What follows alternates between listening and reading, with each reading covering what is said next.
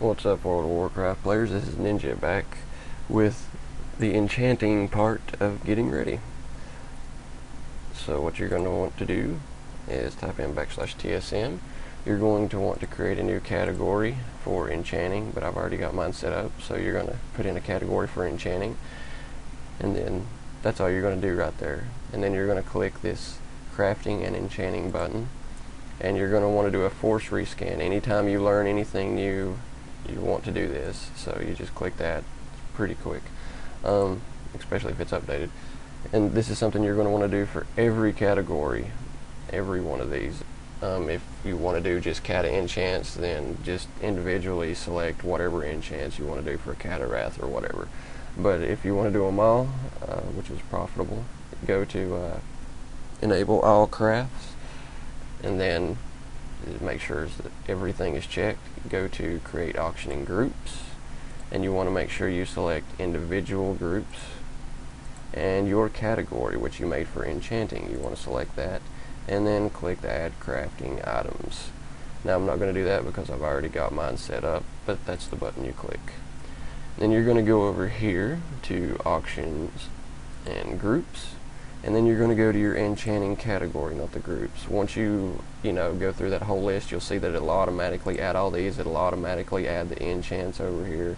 So even if they're not in your bags, it'll go ahead and put them in there. So there's really no need to mess with any of that. So you'll just go to your enchanting.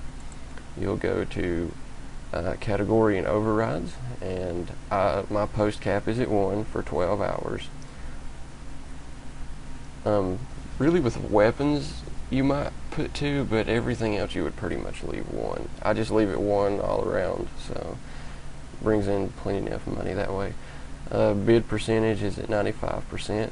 Now my price threshold and fallback I change depending on how many enchants I've collected and how much profit I've made, and if I just need to dump some items or not.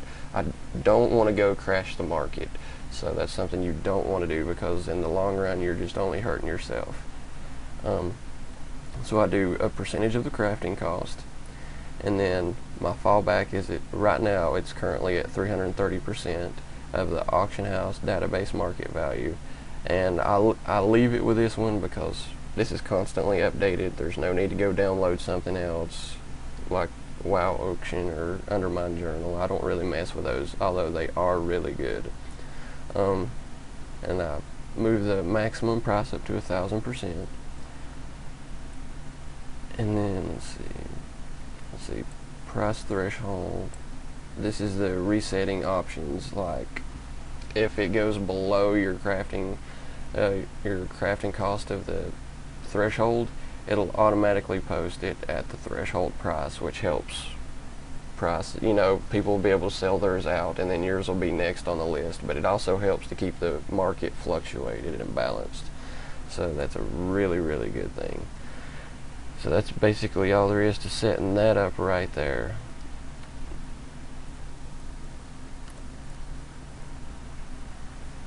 Okay, now the next thing you're going to want to do is you're going to want to go to your crafting options, and then price and inventory. Now this is how I've got mine set up. I've got both of these set up to marketing value of the auction house database with a 6% profit deduction. The auction house market deduction is normally 5%. That's kind of why I went with 6%. And if you are like me and you've got multiple characters doing everything, this is a very nice thing. Characters to include immortality and ninja stealth. I do that because it keeps track of what items I have on both characters, and of course if you use different accounts, then you want to use this one. I don't really use different accounts though, but so that's the one you want to use for that one. Next you want to go to your queue settings, percentage and gold amounts, minimum restock quantity 1, profit in percent 17, max restock quantity I do 5. Some people like to do less. I do more because I automatically auto-mail my enchants to my main character, so that's the reason why I make so many. But don't make no more than you think that your not going to be able to sell, because if the prices for the mats drop, then it's going to run into a really, really big issue there. So just make sure and be careful of how many you want to make. And the minimum golden profit right now is 40 gold, and that's pretty much all the setup there is. I'm going to run to the auction house and show you what this is going to do. What I was talking about earlier with the auction house database.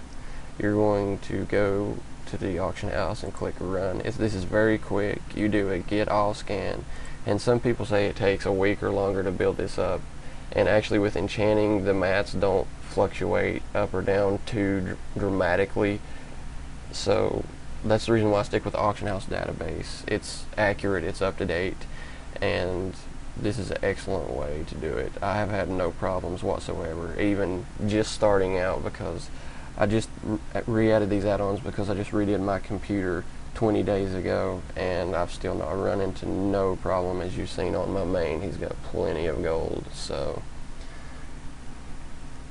basically that's pretty much all there is to setting this up. I don't think I forgot anything.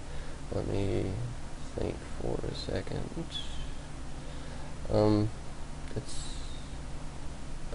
Actually, let's go back to TSM.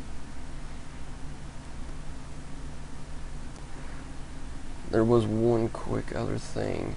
Go ahead and click on your crafting things again. You can edit these, but I just leave them alone. Okay, so you want to create only Cata enchants, but you didn't want to go through and click everything off that wasn't Cata or Wrath. Then you just check this little checkbox here, and it says minimum item level to craft, but I tried it with item level and it don't seem to work. So it does work with whatever level of tune they are, so I only want to make stuff for level 80 and above. Max quantity override is 4. Let's see, maximum override profit 31%, and I do enable this for percentage and gold amount, and I want to make 100 gold per. So that's basically how I've got mine set up. I do the overrides, so they are important to make sure that you get the maximum amount of gold, but it's your option whether you want to do the overrides or not.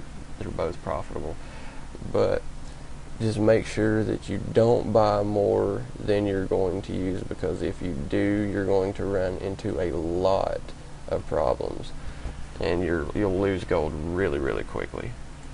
But that's pretty much it for this one, and just view the next video for the next steps. That's pretty much about it for enchanting. And if you need to, just go back, pause the video, do whatever you got to do to make sure you got everything set up correctly.